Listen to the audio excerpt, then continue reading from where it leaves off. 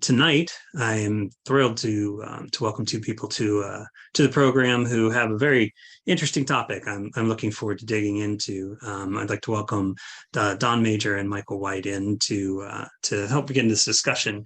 And I want to dig into it, folks, but let's do you the honor of at least giving you the bios that you've earned through your work and everything. Don Major is the associate editor at the Southern Literary Review. She has received an MFA in creative writing from the Etowah Valley Writing Program at Reinhardt University. She has a BA in English from Kennesaw State University and a creative writing certificate from Emory Continuing Education. In 2018, she was awarded the James Dickey Fellowship and acted as editorial assistant for the James Dickey Review. And in 2019, she won the Dr. Robert Driscoll Award for Excellence in Writing on Regional Themes and the Faculty Choice Award for Excellence in Writing at Reinhardt University. And along with Don, pleased to welcome J.M. Michael White, who has 10 books in print, 5 poetry and 5 prose.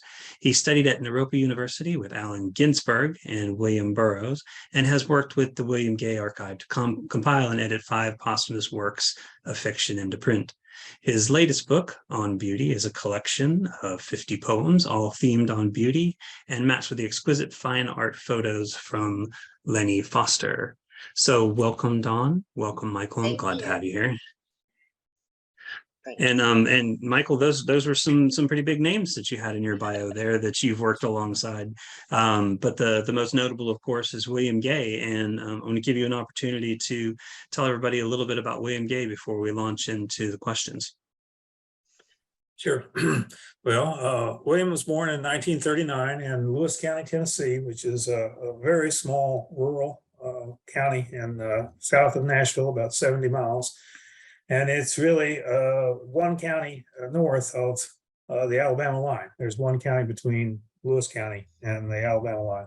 So really, this part of Tennessee is the deep south. And as much as you can get in Tennessee, it's and the entire population of the county, even now, is 11,000 people, and there's 3,000 people in the little county seat of Hohenwald. So I came across William's books when they were being reviewed by the Nashville Scene and the newspapers in Nashville on some of the national press, and read his books, The Long Home and Providences of the Night when they came out. And I was working in Hohenwald at the time, on and off. I lived about 2 hours away, but I was coming and going into Hohenwald, where I worked as a technical writer for a large nonprofit organization. And I wanted to look up William Gay and meet him. And so it turned out to be not a simple thing at all. William was quite reclusive and quite enjoyed staying to himself. And so I asked around all the places I worked around town and everybody I knew. And some people knew William's uncle, who had been a famous psychic. His name was Scott Gay. And but Scott was long gone. He had been dead for many years, and so there was no help there. And so then I just drove around out in the country, and I would ask people, go to the country stores and whatnot. And so eventually I found a farmer driving down the road on a tractor, stopped the tractor, and he knew William's daughter. And William's daughter then, I went to her house, and she told me it would be fine to go find him, and she told me how to get there. So I drove down Grinders Creek, where William had actually been raised, and found the first trailer on the right, and there was William in there, and got to know him, and I knew him for the last 10 years of his life. So, but William was raised in absolute poverty. His parents just didn't care about material goods. They lived as in a form of sharecroppers. And it's not the traditional sharecropping that we think of, but they would live on a farm in a shack house, often with no electricity, no running water. And then their rent was to work on the farm. And they would be really the only one on that farm. There would be a little house off to one side. They'd be in that little house, and they would plow the ground and help with the crops. And that would pay their rent. Although when William was 10 years old, the family moved over to West Tennessee and were real sharecroppers in the Mississippi Delta, where they lived in sharecropper shacks on a big farm and cut cotton for about 6 months. And Williams Brothers says they arrived with nothing and they left with nothing. So, and that's just the way it was at that time. Williams' family was very much against the government, didn't want to have anything to do with the government, and they didn't want the government to have anything to do with them. And that has continued down the family line even today. Nothing new. Yeah. So, but William was a born writer. There was just no doubt about it in his mind. His brother, who's 4 years younger, would say he and William would walk through the woods over to their grandma's house, and William would be telling him stories about the cowboy kid and making up these stories as he went and keeping his brother amused. And then they were so poor, they didn't have paper, they didn't have pens, they didn't have ink. And William would get a hold of the notebooks somehow, and he would go out and get walnut shells, walnut husks, soak them in water and make a brown kind of ink, and then sharpen a stick and write. And That's so, I mean, determination. this guy wanted to write. You know, that That's was interesting. the only thing he cared about, and the only thing he cared about all his life. And he knew from the time he was a very, very young guy that he wanted to be a writer, and that's all he cared about. Well, And, I mean, yeah, speaking of his writing, I mean, let's just kind of drop into the writing that lived on beyond him. And so when William passed away, how did you wind up with his work in your hands to do something with it? Well, that's quite a story in itself. And That's his first book.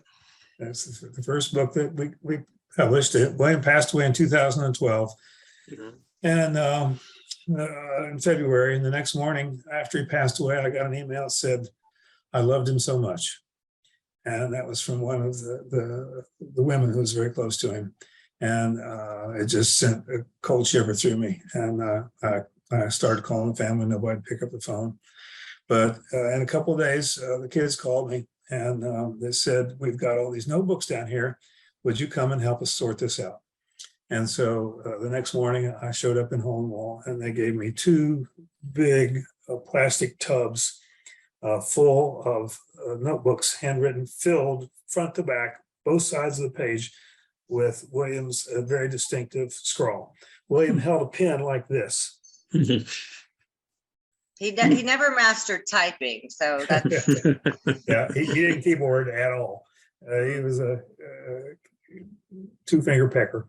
And so I felt like a dragon in setting on a hoard of gold and jewels.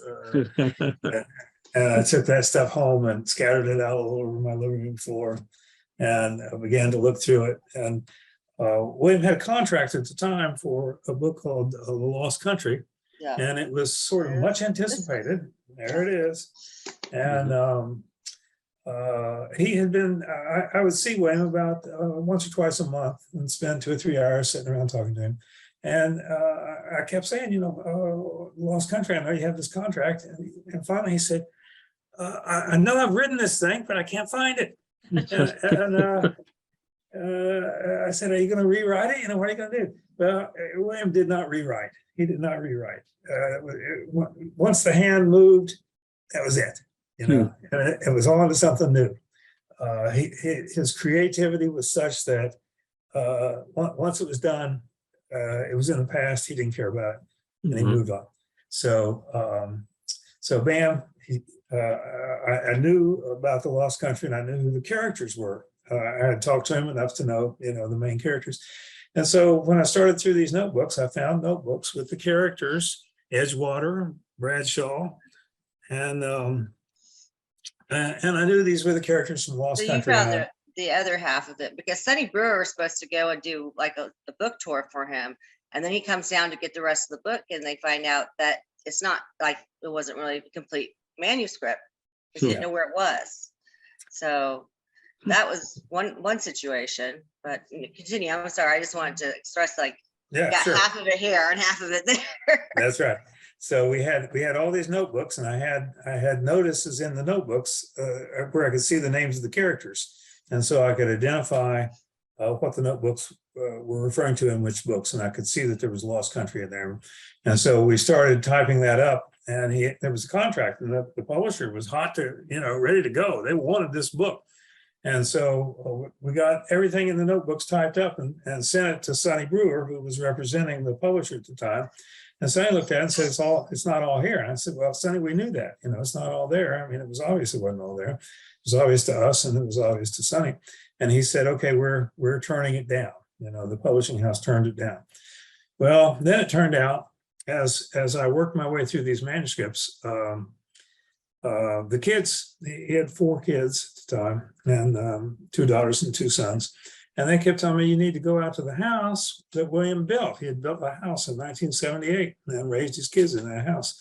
And so eventually I found my way out to the house and found the house. And William's son-in-law was living there at the time. The daughter had passed away just 30 days after William passed.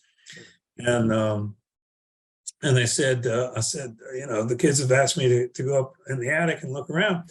And so he showed me how to get in the attic. There was a little set of steps that William had built up to the attic, and a bunch of boards up there just laying across the hole in the ceiling. I pushed the boards aside and went up into this attic. And I've never seen anything quite like it. It was like nobody had been in that attic for 20 years, 30 years. Wow. And there were spider webs hanging from the ceiling, just dense like Spanish moss, like gossamer. He Wow. said And it the was covered in magazines too, like thick with magazines, right? And the floor was just layered with magazines, like 6 or 8 layers thick of magazines. There was Playboys, Harper's, Rolling Stones, going way back into the 60s. All these magazines just helter-skelter.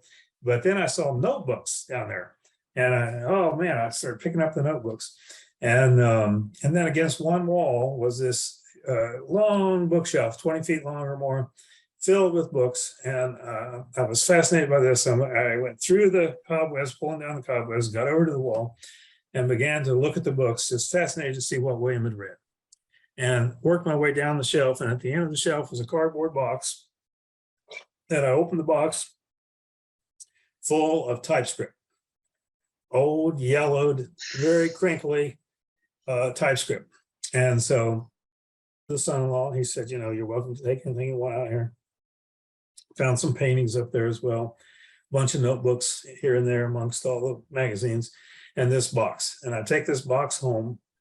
And when I get home, I show it to my wife, Susan, and she kind of turns her nose up. It smells like cigarette smoke and mouse urine. And Fun. I put it down on the floor, and my cat starts to circle the box. Mhm. And so I dig into this, and here is the typescript, and here are the characters, Edgewater and Roosterfish and Bradshaw, the characters from Lost Country.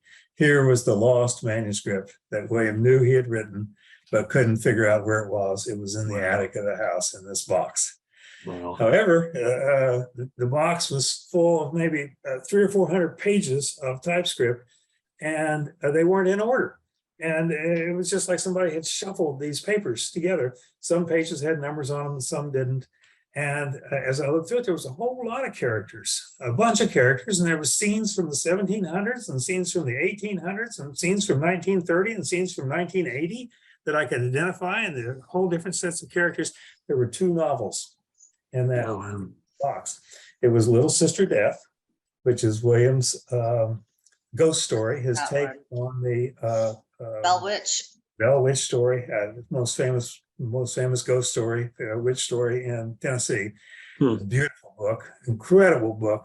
That just when I read this thing, it shivers your backbone. When the witch takes possession of the little girl and the little girl talks, Yeah. it just shakes you up. And Wow. and the ending is just fabulous ending to that book. But there was the Lost Country, which everybody had been waiting for as well. And now I had those notebooks that I had originally found, which we had gotten typed up in the meantime, and I had the typescript.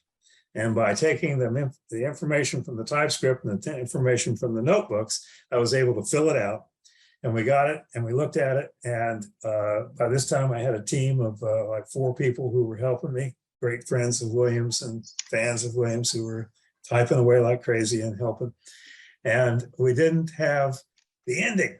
I had a page that said the end, and then the page before that was like 20 pages back or something. So we had this whole thing, and we didn't have the end, you know. And so a few weeks later, I went back to the house, and I was back up in the attic again. And against one wall of the attic was a couple of sheets of sheetrock leaning against the wall. And I went over and I pulled that sheetrock back, and here was a plastic milk tub full of manuscripts, full of handwritten notebooks. And there was 18 more notebooks in there. So I take those home, and in one of those notebooks was the ending. Wow. So There's what- other what- stuff too. What an exceptionally complex puzzle you were given. really, it was a But- literary jigsaw puzzle. Yeah, and we got obviously a lot of questions about that. I want to make sure that we give everybody else an opportunity to ask questions too. So for Sure. our attendees, if you have any questions, just use the Q&A function that's on your screen, type in your question, and we will get to it as soon as I see it.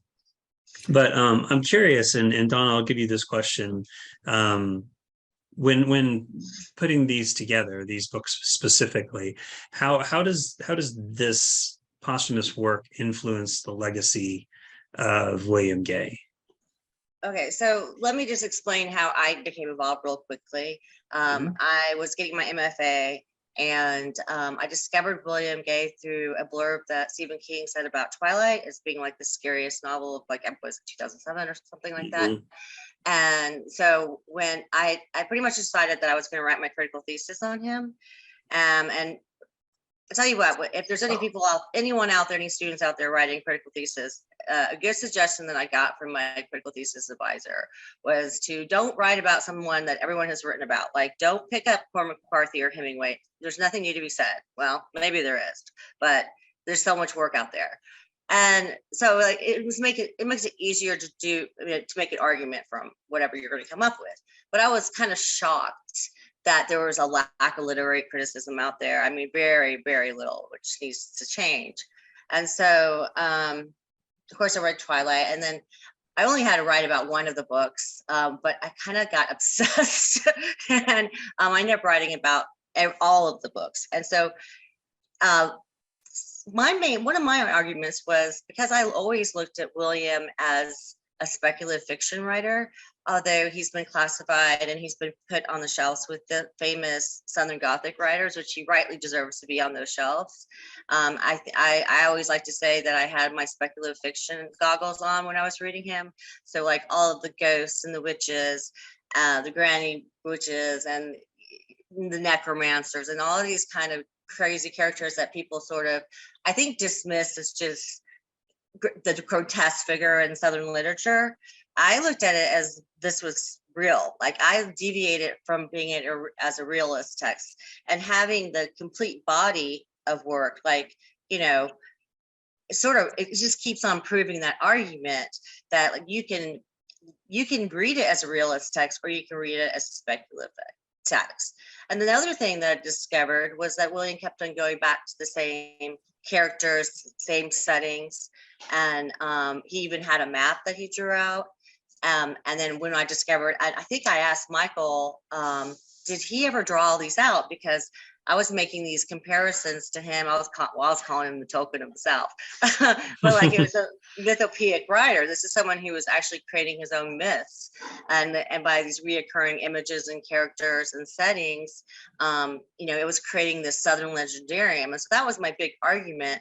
And I mean, I'll say it today. I totally believe that, like, you can read his work as a realist text, or you can flip it around and read it as believe in those supernatural elements. And when you do that, it completely changes the endings, the plots. Like it's like don't skip over it. I think there's this inclination to just skip over. And when you're reading Southern Gothic, like there's a lot of times there's weird characters in there, like witches and stuff, but you just dismiss them as being mad. But if you don't do that, and you're like this is actually, it's not deviating from the text, then you find that everything changes about it. And that's part of the genius of William, is that you can do both. I mean, not everyone can do that. And plus, he has just such beautiful lyricism. And I mean, I could go stand in a corner and talk about William all night long. So I appreciate this venue. Oh yeah, no problem at all. Yeah. I know that we're talking to the both of you, but you are not where it ends in terms of putting this work together. You've in our email exchanges referred to Team Gay several times, and I'm curious, what that effort is like. Once you have the work, how does this entire team come together to bring this work out and into full manuscript form? Well, when I became involved with it, I didn't work at the very beginning of it. Like there was other people, and there's people that have come on even now, more recently. I think what's great about the team is it's a team of scholars, and Michael's like a philosopher, artist, professors. I mean, and just real like Uber fans who saw this need for this to happen, to get this out here. And wait, I think I missed part of that question, but as far as like what my involvement came into it later on, like I've assisted with editing, and everybody was, people kind of pick and choose what they want to work on. Like there's a script right now, not everyone's interested in doing that kind of thing, but like there's another member, Paul, is it Nietzsche? How do you say? I always want to say his name. Nietzsche. Great last name, right? Who he designed the cover for Stoneburner, right? Do you have the picture? And so like there's all these different talents, and that cover also is a painting of Williams, which is something he always wanted his paintings to be on the cover. And so there's all these different talented people coming together and trying to make this happen. And so it's been wonderful, because not just what we're doing for William Gay, but like to have this group of people. Michael's become a very good friend of mine now, and his wife as well. So Michael, do you want to expand upon that? Or? It started off because we had handwritten manuscripts. So the first chore was getting them typed up. And then I was explaining to Zach earlier, William would keep multiple notebooks laying around in his house, and he would have some on the couch and some beside the chair. And if he was working on a story, he would pick up, he would sit down to write, and he would pick up the nearest notebook at hand, and he would start writing in it. And it might be the next day when he comes back to finish the story or to tell more of the story, he might pick up a different notebook. And he knew what he was doing. He was tracking it. But once he was gone and we had all his notebooks, until we got them typed up, it was a big jumble. And so the editorial process, especially in the very early days, was more complex. And first required getting everything typed up. And then once we had everything typed up, then we had to put it sort of in segments, based upon the characters or the situations, and then bring together those characters and situations from the different notebooks, and then learn to see how the story fit together. Well, and William was a master writer in his notebooks, and once he finished the notebook, it was done. That was it. And his daughters would help him type, and occasionally a girlfriend or different people would help him type. But he didn't revise his typescripts. He revised his handwritten notes. And once he had them revised and they were typed up, done. He was done. So that's sort of the bones of it. And then more and more people got involved as time went on. But they didn't have to do the typing, the hard part of the typing. I didn't have that part. Yeah, and the typing was really challenging. Susan McDonald worked on it, and Sheila Kennedy worked on it. I worked on it, and William didn't cross his T's, didn't dot his I's. So A, E, I, T looked almost identical, and so you had to really get in there and train your eye to figure it out, but his spelling was immaculate. And he knew all those words. He used these incredible words, and he wrote in an incredible poetic way. So That's crazy. so then it just fit together like a jigsaw puzzle. Yeah. I want to get back to the editing part, but before we do have a question here coming from Robert. He says that he's a huge William Gay fan, and just curious from your take, if you were recommending one of William Gay's books to a new reader, what would it be? Dawn, do you want to take that? I personally, probably my favorite book is Twilight. I think it's really accessible. It's a dark fairy tale. And I love Twilight, and I think it's Granville Sutter is my favorite villain. Like, the thing about William's villains is that you kind of like them as much as the protagonist. So it's like they're so good. He writes such great villains that you're just like, you know how you're not supposed to like a character. You're not supposed to like the villain, but in the end, the protagonist is usually a young male that's oftentimes was based upon William. He's very autobiographical, and that person usually has this like change where, in my opinion, you have this idea that character is going to become another villain. So I think Twilight's a really good start. Time been done, won't be no more. Oh my God, I can't believe I said that correctly. So tongue tie. Anyway, that one's a great collection because it features some of the paintings, and it's like you said, it's nice to see the images. And that's one of the things I've been working on, is matching the settings with the paintings. And of course, this book that just came out, Stories from the Attic, and now you know the story behind it. There's a lot of stories from the attic. I don't have, there you go. That's the latest that Zach did. And then that also is a painting by William. And you can't really see it in the cover image, but there's a ghost in there that he painted. And there he is. So Zag Books has had a long relationship with William. I will say, one of the things that, I've learned most of this from Michael was, he was so impoverished. And when he died without a will. So like, he had a book published by Doubleday, but like the big publishers are not going to touch him because they were concerned of chain of title. There was a situation where I guess his ex-wife, said that she wrote one of his books and they had to go to court over it. So there was with good cause.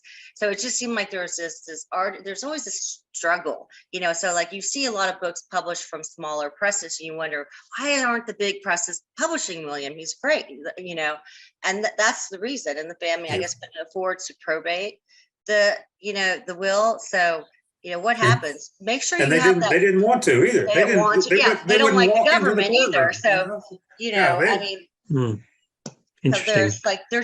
it wasn't just like these finding this stuff, but the legal issues too. And there was just so many things going against him. And then, so it's like, sometimes we feel like we're like in this little cult, where Michael's a cult leader, or at least I feel that way. And we're like, doesn't everybody know how great this writer is? And we just want to share it with everybody. So. Well, I'm curious, because Michael, you were talking about the editing process, and in terms of like the compilation and the typing and things of that nature. But you also mentioned that William was a very, perfectionist style writer, that he got it the way he wanted it, and he was just pretty much done with it. So I'm curious, as you were compiling these, and just curious about this process in general, is there any kind of editing work done to the story, or to obviously, like, you want to catch misspellings and things like that, or if there's, like, when you were talking about, you said you'd found the end, but if you hadn't found the end, was there ever conversation about how do we piece this together, sort of thing? Not much at all. There might have been, out of 5 novels, there might have been a few pages that were missing, in the typescripts or manuscripts.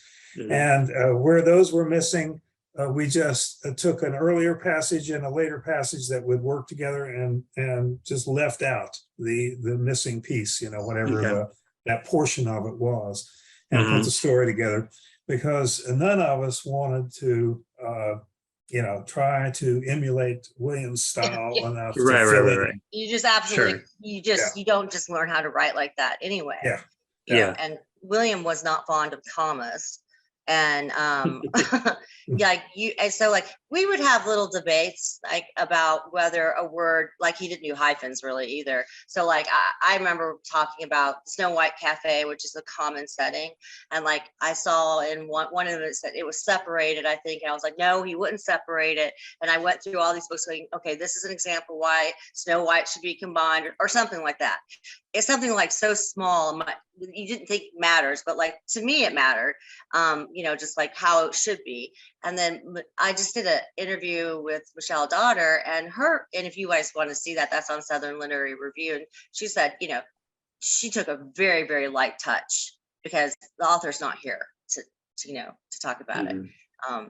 But do keep in mind that William was an episodic writer. So you would have these, like, for me, I'd be like, oh, I need to add a transition here,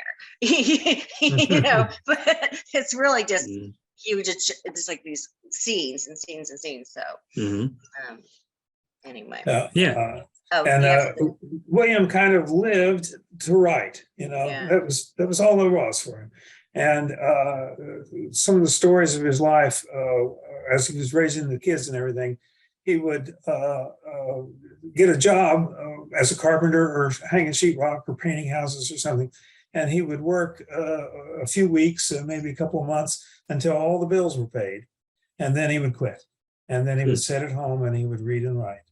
And he would take an old kitchen chair and go out to the side of the yard up against where the woods came and sit on that chair at the edge of the woods with his notebook on his lap.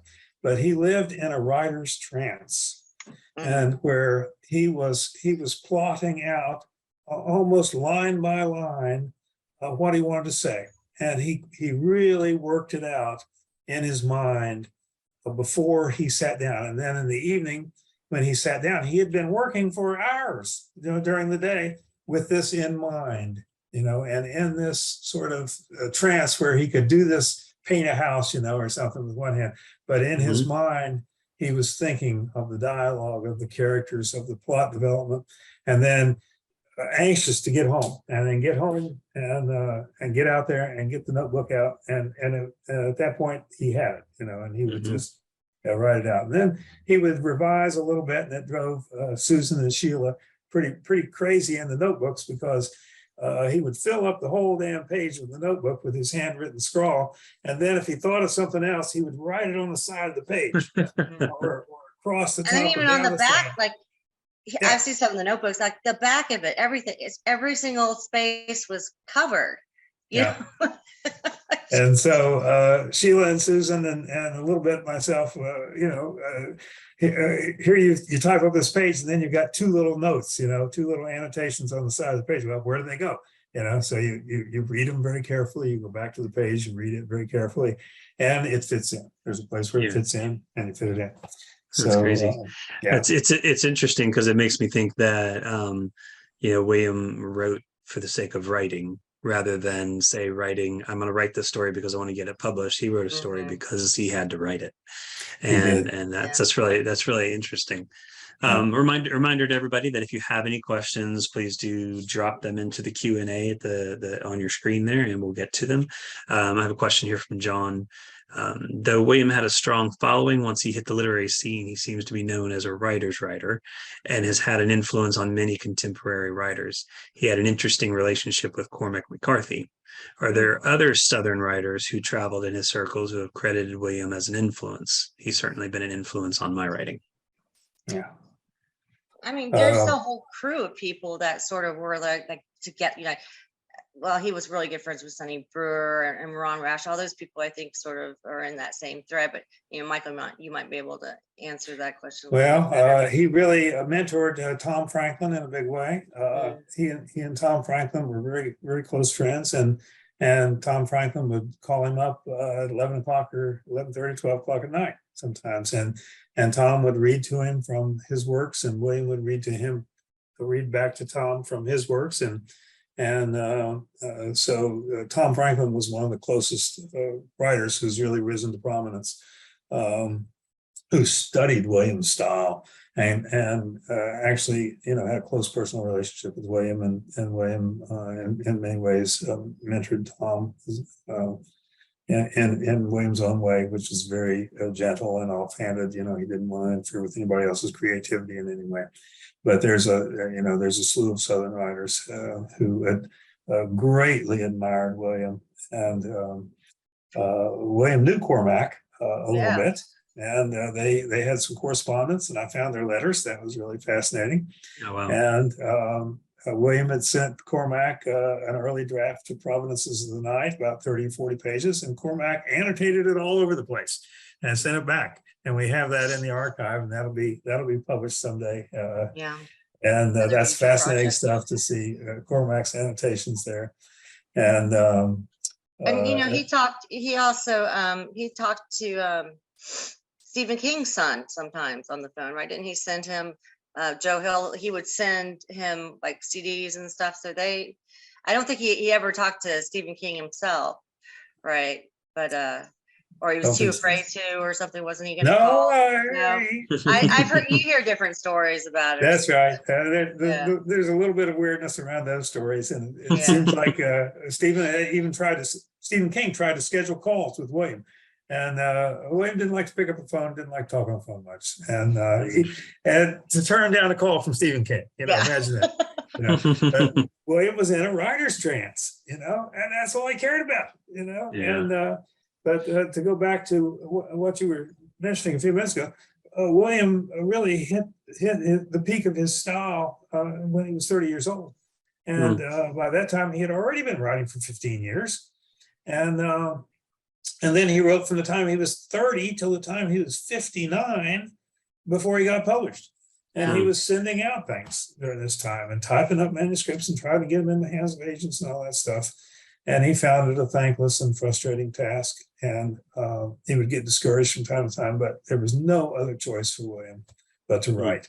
And he continued to write. And he wrote brilliantly from the time he was in his early 30s up till the time he was 59 years old when he started he getting didn't get published until he was 59, and then it kind of hit right then. Georgia Review and Missouri Review both published him kind of like back to back, right? Was it Missouri Review first? And then Missouri Review, right, had the editor got in with, was it Zank? Was that first one? I can't remember. No, which it one. was McMurray Cage. Yeah. Okay. God. Murray McCage. Cage. That's where Michelle came from too, right? Yeah. So, so he did get some notoriety, and that is to say, he got some notoriety later on in life. I don't think the notoriety that I think he deserves, so that's what we're trying to do. Yeah. And going back to the whole process and everything and what you're trying to accomplish here, I'm curious, Michael, this one's obviously for you, and forgive me if this is a little bit of an ignorant question, but what role do you play as an archivist? Yeah, well, I was lucky enough, kind of in the right place at the right time, so one of those lucky moments, the first lucky moment was getting to meet William, chasing him down and getting to meet him, and then getting to be his friend. And then after he died, being in the position that I was the guy that the kids called when they wanted some advice about how to deal with the literary estate. And they just passed the archive on to me. And a big part of the archive was sold to Sewanee University, to the rare book collection in the library at Sewanee. Although after we sold that stuff, a bunch more stuff just kept showing up. And we have a bunch more of the stuff in the archive. And the first chore of the archivist, as I mentioned, is to get the stuff typed up. And get it typed up and see what's there, and what's complete and what's not, and what can be published, and to get the stuff out. And it's been a process of bringing out a book every 2 years. And so Little Sister Death came first, Lost Country, which I consider his masterpiece of all the published works before and after. To me, Lost Country is just absolutely the masterwork that will be read 200 years from now. And then we brought out Stoneburner, which is a hardboiled detective story. And then we brought out Fugitives of the Heart, which is an homage to Mark Twain. And now we brought out this collection of short stories called Stories from the Attic. So every 2 years we've been able to bring out something, and there's more to come. There'll be an art book and a book of interviews and some more stuff. Still, the major work is now out there, and there won't be any more of William's mature work. But there will be other projects. I'm working on a biography now, and I have the cooperation of the family. And I was lucky enough in 2012, after he died, to be in and out of Hole and Wall quite a bit, and spent time with his ex-wife and his brother and the kids. And now 2 of the kids are gone, and the ex-wife is gone. But I had extensive interviews with them in 2012, and I took notes as they spoke, and I have all of that material. And now I'm doing more interviews with the family and with the writers who knew him, and there'll be a biography probably coming out in about a year or 2, year and a half, 2 years from now. So. Excellent. Was that something that was planned early on, or it's just kind of developed recently through the process? Well, a little bit of both. It was planned enough that in 2012, after William died, I wanted to capture as much material as I could. And so I got to know the ex-wife. First time I met the ex-wife, she was living in a little dilapidated trailer. And I went up to her and introduced myself, and she looked up at me and she said, "We hated each other." So, and she was caught in a very weird situation where William would quit these jobs and wanted to do nothing but write. And the next thing she said after he hated each other was he wouldn't do anything but write. It was like, imagine. Well, Yeah. I'll tell you something. In Stories from the Attic, the one we just released, it's not just short stories. It also has some short memoir in there, and it also has, like, this was a big decision. We decided to publish some fragmented, or it was incomplete novels, but we felt like now there is some stuff that unless you go to an archive, you're never going to see it. But these were so good. We felt like we wanted to share these, what we call fragments, with William Gay fans and readers. And I was very worried about what people were going to think about that. I've had people come up to me and said, "Oh, he would never want any of this done." And I'm like, well, I disagree. I think that writers do not write to not be heard. And I don't think you do all that work because you don't want anyone to read your work. But this, I can see where some people might go, "Oh, well, the fragments, yes, it wasn't incomplete, but they're just so beautifully crafted. It just felt unfair not to share it." And then another thing that's really cool about this collection is, and I'll point it out, so when you guys buy it, it's Nighttime Awakenings. There's a scene, and this shows you how autobiographical he was, that he fictionalized a real scene. And speaking about what what Michael was saying about his wife, this scene is about, no, it's Tidewater's Eden. Tidewater, Yeah, he gets that's this right. girl. I'm sorry, I said it wrong. It's Tidewater gets this girl just enough. He gets a job, gets her, and then of course he ends up quitting. He never can maintain it. And then if you read a little bit later on in the memoir, it's Fumbling for the Keys of Doors Perception. It's almost like verbatim the scene that happened between him and his wife, that he fictionalized. And it was like him, quitting a job and, and women not wanting to be. I mean, you can understand why a partner would have a problem with you, like, just working enough to pay the bills, and then I'm going to go ride in the woods.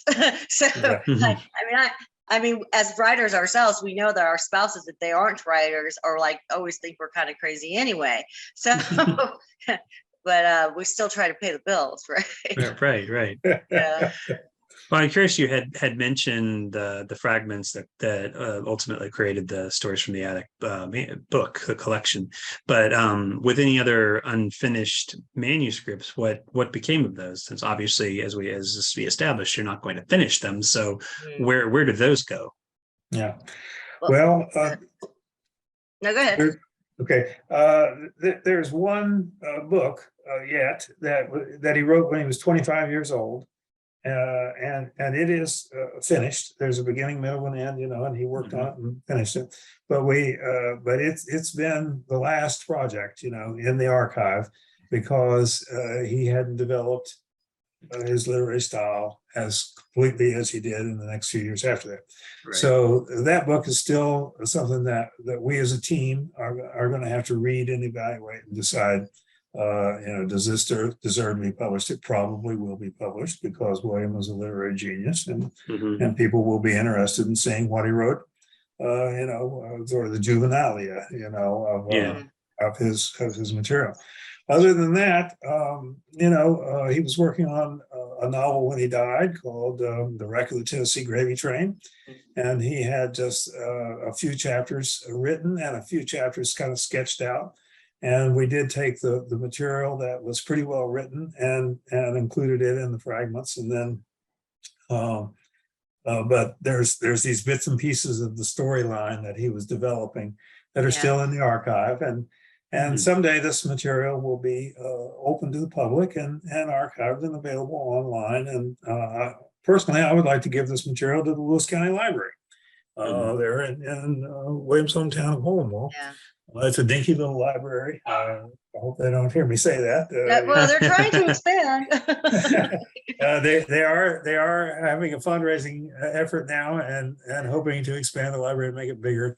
And I have talked to them about donating his stuff. And then much of the material is at Swanee, which is a great home for it. And I have this big collection of his paintings, and I want them to go somewhere. So we're still working to figure out where the archive is going to land.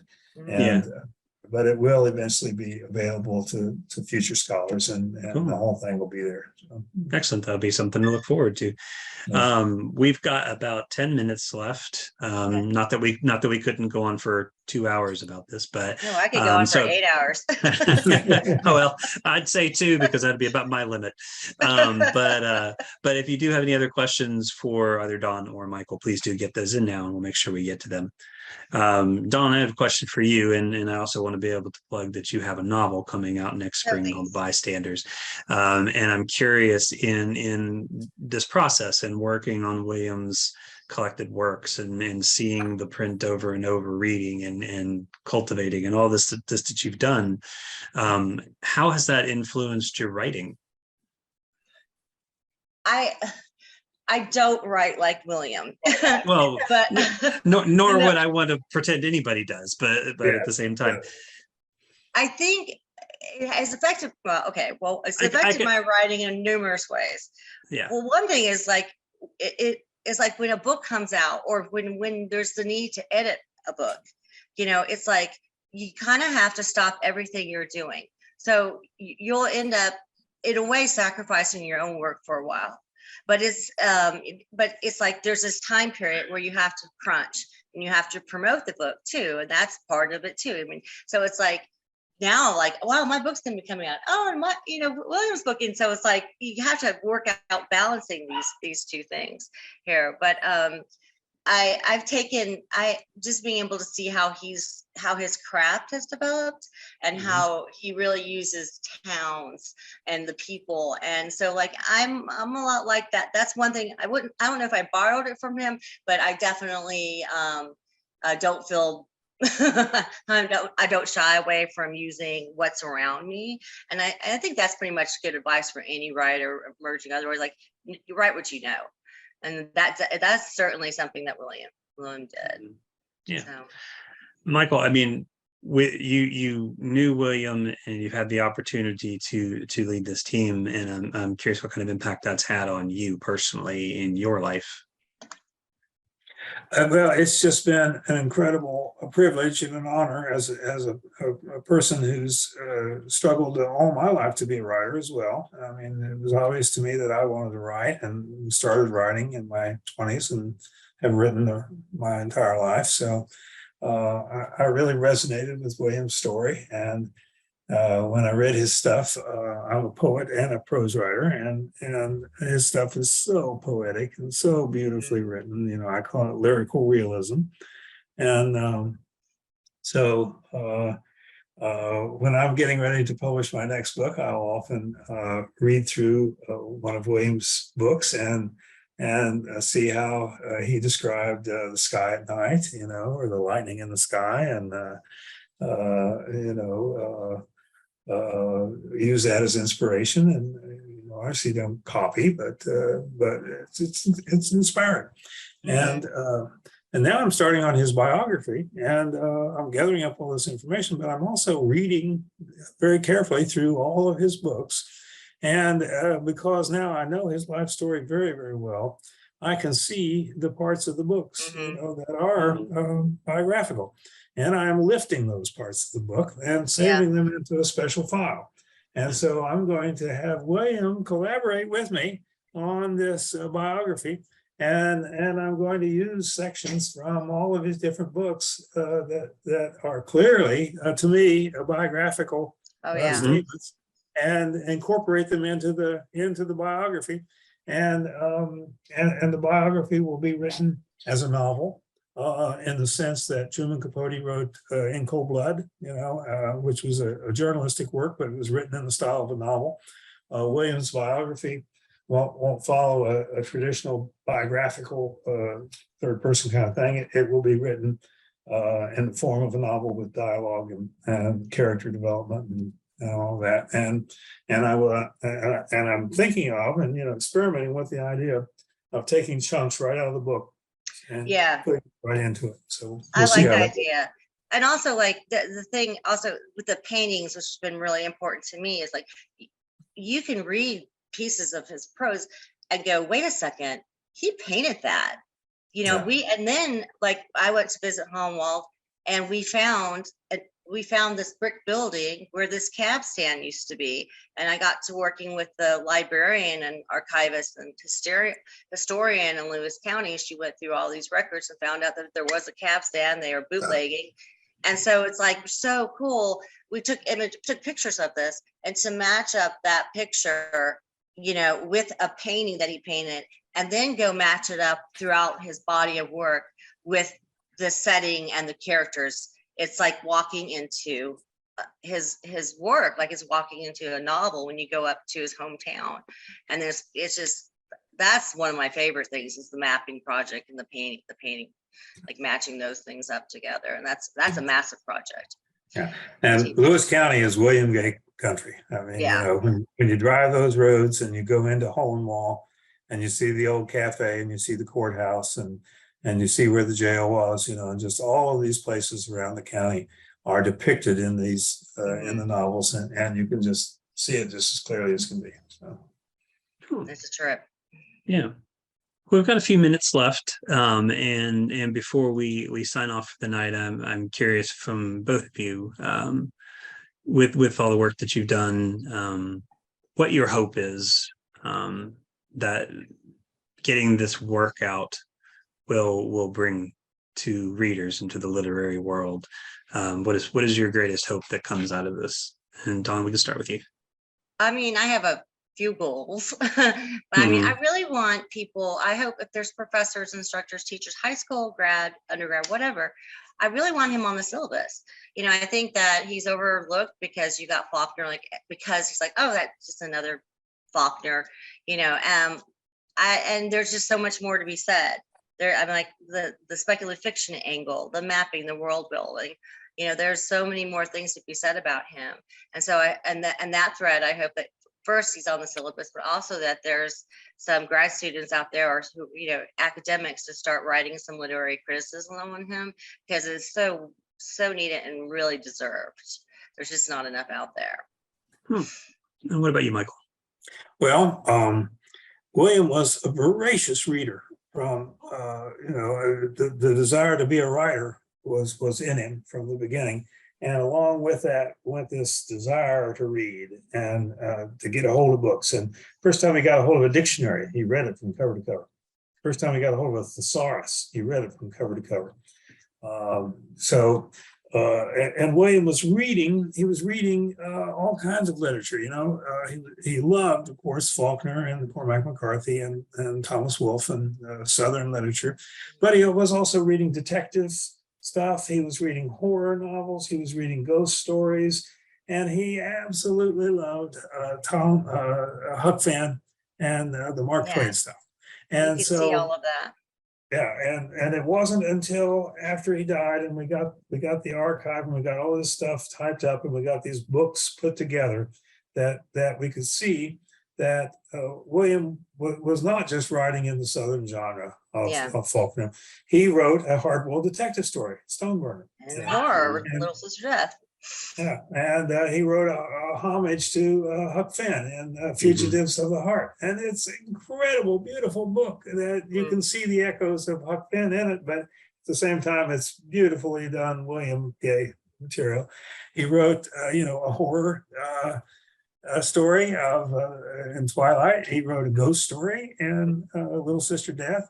And then, of course, the Southern genre stuff, which is sort of He predominates. belongs on many different shelves is what we're trying to say.